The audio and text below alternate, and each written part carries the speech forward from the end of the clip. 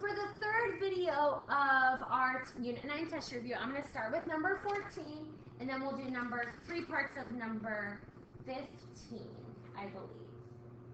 At least 2 parts, maybe 3. We'll see. So we'll start with number 14. So number 14 gives you a graph, and it says the graph below shows the path of a football kick with the height above the ground of the football as a function of the distance. All right.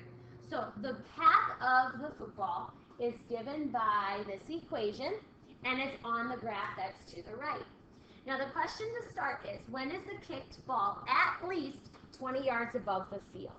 Okay, so first thing is they want you to write an inequality. This was example 3 in our notes from Monday. And remember, Monday was a short day, so we might not have gotten to this question in your class. But it is on the video that's posted on Canvas. I went back and finished that video. We also talked about it on Tuesday in class before we started working on the test review. So it says, when is the kicked ball at least 20 yards above the field? So what they want you to do here is we're going to start by taking this equation and using it to write an inequality. So what we have, I'm going to write underneath because it's a little hard to write small on here, is you take the equation of the parabola and you want to say, where is that height? Because remember, this represents the height of the football at least greater than or equal to 20 yards. Okay, that is the inequality that we are solving here. Where is the height, which is the equation, at least 20 yards. So on our graph now, I want to make a sketch. So I'm going to graph the line y equals 20. Now it actually looks pretty nice here. Those ordered pairs are pretty good. They look like that those points where the graphs intersect are going to be at 20, 20 and 40, 20. So this one's good. I can tell right away that those are 2 nice ordered pairs. Well, if I want to know where I'm at least that height, that means I need to be above the pink line that I drew. And there is one interval there that is above the pink line. So my number line will have will have 1 inequality. Now, since I use a greater than or equal to, I need to have closed dots. And I'm going to be coloring in between those dots because there's 1 shaded interval. So if I do that on my number line, I would put a closed dot at 20, a closed dot at 40, and shade in between. On the time interval between 20 and 40 seconds, from 20 to 40 feet away from the kicker, the ball is at least 100 or at least 20 yards above the field. So in set notation is where you use the curly brackets x such that, and you write an inequality. So our inequality goes from 20 to 40. I have to use less than or equal to here because that is the symbol that I used to write the inequality originally. And for interval notation, because I use less than or equal to, I need to use square brackets. So from 20 to 40 yards, inclusive, my kick is at least 20 yards above the field. Now the next part says, when is the ball less than 14 yards? So we'll start by writing the same type of inequality as before. You use the equation, so negative 0.02 times x minus 30 squared plus 20. Now we want to know where we are less than, so not less than or equal to, just less than 14 yards. So when I come over here, I'm going to draw a line at y equals 14, and I can't tell exactly where those ordered pairs are. So I am going to need to use my calculator. I can maybe estimate, but I'm going to use my calculator to find the exact points of intersection so that I can do my work correctly. So before we highlight anything, let's find those points of intersection. So on your calculator, you're going to type in your equation, so negative 0.02 x minus 30 squared plus 22. I also need to graph the line y equals 14. Now the window I can get by looking at the picture. My graph here goes from 0 to 60. We're going by tens, so that's in the x's. So we're going to go from 0 to 60. We went by tens. And then the y-axis went from 0 to 25, going by fives. right, and when I hit graph, I should get a picture that looks very similar to what I drew. Just like we did before on one of the multiple choice in video 2, I need to find the points of intersection. Right, so I'm going to come to the left first. And you don't have to be super close. This is close enough. Hit enter 3 times. And the point here is 10, 14. So that was really a nice ordered pair. So let's label that on our graph. 10, 14. And then let's find that other ordered pair. So you have to trace the intersection on the other side. So it'll take me a minute. You are probably going to get there before I do. It's just slow on the computer here. Oh no, sorry. There we go. Close enough. Enter 3 times. And 50, 14 is that ordered pair. Okay, 50, 14. Now we're looking for less than, which means below that purple line. So below would be from over here and over here. And I'm going to shade down for a second. So this time I have 2 parts that are highlighted, so I need 2 inequalities. Now let's be really careful here, however. If I shade all the way over to this part, that means I have negative yardage, and that is not applicable here. So I really can only include down to the 0 right here, right? That value. So I want to write an inequality from 0, where the kick starts, to 10, right? So I'm going to put an open circle at 10, and then I'll use an open circle at 0. Now, someone asked me in class the other day, could we put a closed circle there? Yes, because 0 is always under 14. All right, so you're totally okay to put a closed circle, but if you only put an open circle, that is okay for our purposes right now. All right, so that's one inequality. And the other one here, I go from 50, but I only go to where I touch the axis. So I need to find that x-intercept. I'm going from 50 to some number right here, but I don't know what that number is. So let's go back to our calculator. And it looks like I need to make my graph a little bit bigger in the x's here. So I'm going to go to 70, just because now I can see the x-intercept. So I'm going to trace the 0, the x-intercept here. And I need to bring my cursor, very slowly, but bring my cursor all the way down towards the x-axis. There we go. So we're above. You go below. Enter, enter.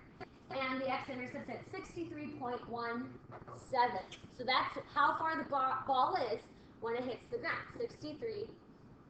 So that's this value right here.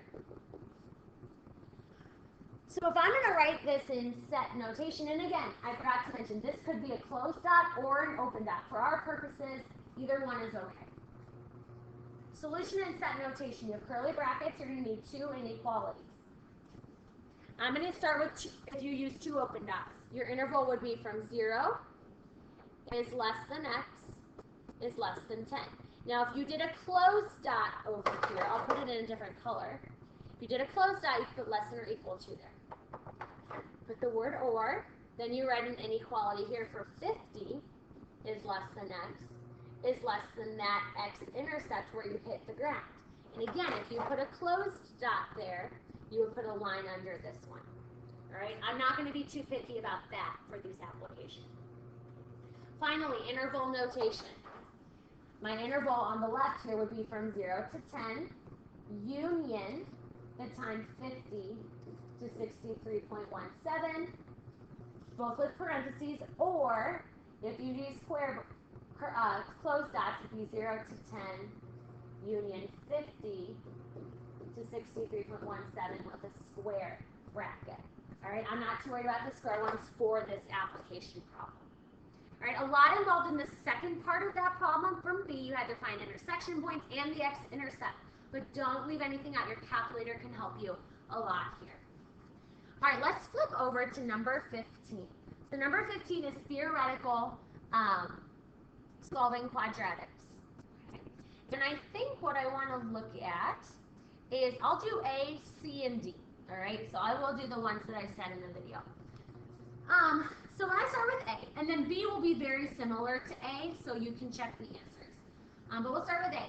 In order to solve this, my suggestion to you is that you solve these inequalities for 0. So the first thing I would do is I'm going to add 42 to the right-hand side. Because what that gives me is negative x squared minus x plus 42 is less than 0. And what I can do now is I'm going to factor to find my x-intercepts. First, I'm going to factor out a negative 1, which gives me x squared plus x minus 42 is less than 0. And I can factor that. I need two numbers that multiply to negative 42 and add to 1. Well, that's going to be negative 7 and 6. No, it's not. I'm sorry. Positive 7 and negative 6. And when I solve that, when I'm finding the x-intercepts using the zero product law, I know that I have one x-intercept at negative 7 and one x-intercept at positive 6. So this graph over here, it is opening down because there's a negative in front. So I sketch a parabola opening down through those two x-intercepts. And I use those x-intercepts as guideposts. I need to find where I am less than 0, so under the x-axis. Because I have a strict less than, I could open dots there. And under the axis, there are two parts to my graph. So I'm going to have two arrows pointing out from those x-intercepts. And I'm going to take that, remember that's my pretend number line, I'm going to copy that right down to my number line. So I put an open dot at negative 7 with an arrow going to the left, an open dot at 6, an arrow going to the right. Now I have two parts to my number line, so my set notation will also have two parts. Now this is theoretical, this is different than number 14. So this left inequality is going to be all the x's less than negative 7. So that's the first inequality you're going to write. The right inequality are all the x's greater than 6. So or I want all the x's greater than 6. Because my number line and my set notation have two parts, I need two intervals. My arrow to the left here on my number line is going towards negative infinity, and it comes up to negative 7. I use a parenthesis because I have an open dot. I put my union symbol, open dot at 6, so parenthesis, and that arrow goes to infinity. Okay, that's the solution there. B is set similarly to A, so solve for 0, get it equal to 0, and then factor and solve. Check the key if you need help on B. Part C here, I'm going to start by solving for 0. So I'm going to add 5 to both sides. And I'll have 3x squared plus 2x plus 5 is greater than or equal to 0. And I'm going to start by factoring. So I find two numbers that multiply to 15 and add to 2. Well, the only numbers that multiply to 15 are 1 and 15, 3 and 5. That guy does not factor. This is prime. So here's what we do. When it's prime, my suggestion to you is to start by graphing the quadratic to determine if you need to do the process of complete the square to find irrational roots. If not, don't spend your time doing it. So let's graph 3x squared plus 2x plus 5. I'm going to clear out this other one and go back to my main graph. Oh, look, this parabola is floating up above the x-axis and it doesn't cross it. So because this is where my parabola is, I am not going to waste my time or spend my time doing complete the square because it's going to give me imaginary roots that will not help me graph my parabola anyways. So we can go ahead and just finish answering the question. I want to know where this parabola is greater than or equal to 0. So that means above the x-axis. Well, look here. The entire graph is above the x-axis, which means that because I colored my entire x-axis here, I'm going to color the entire number line down here. When I color the entire number line, that means that all real numbers are a solution. And when I write that in set notation, I write x is in, we write an epsilon, the set of all real numbers. In interval notation, the way that's written is our set goes from negative infinity to positive infinity of all numbers. So that's part C. All right, part D, last one here. A little bit more work on this problem. First, I solve for 0. I'm going to move the right side to the left because when I do that, my graph is going to open up, so it'll be a little easier to factor. So I'm going to add 2x squared minus 3x plus 10.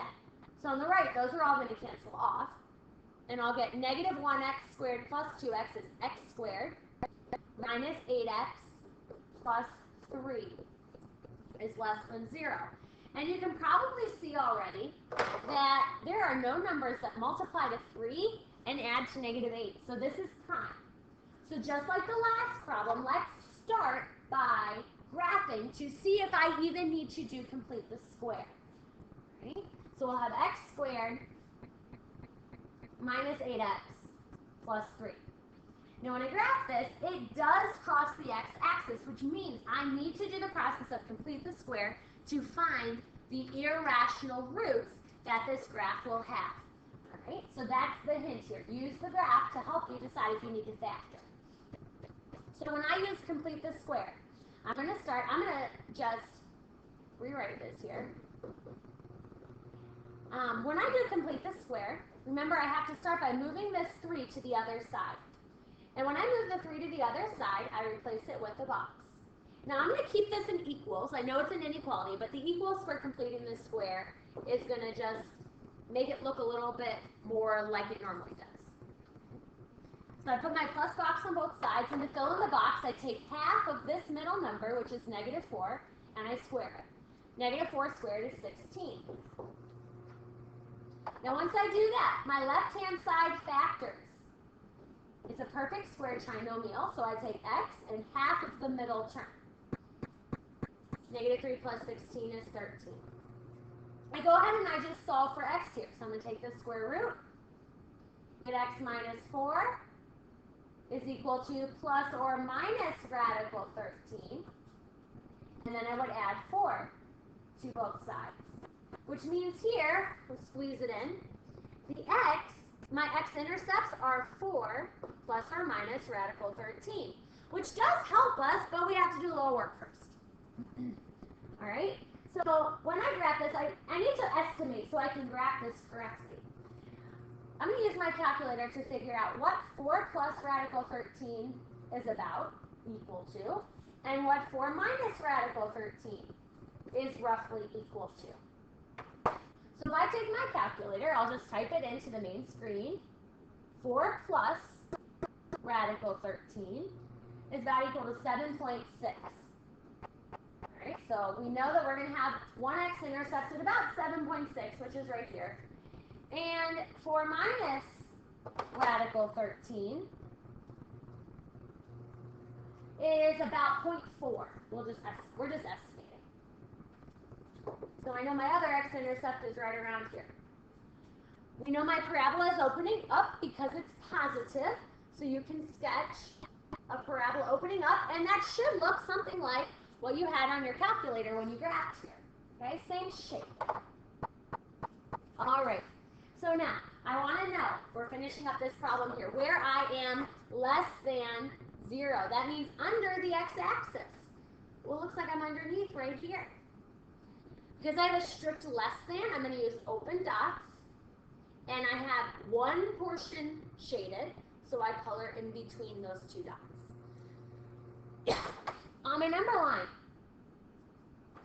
I'm going to estimate. We said that left endpoint was about 0.4, so I'm going to put an open dot around where 0.4 is. And then an open dot at about 7.6. And again, we shaded in the middle. My set notation needs to be specific. I can't use my estimated values. I need to use the exact values here. So that left endpoint is at 4 minus radical 13. And my inequality is less than x. It's less than 4 plus radical 13. Sorry, it's squeezed in there, but you should know what that says.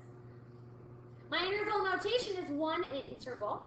with parentheses, 4 minus radical 13 up to 4 plus radical 13. It's complicated, but that is the solution set for part D. If you need help on any of these other problems at the end here, check the key that's on Canvas or ask your teacher in class for help tomorrow.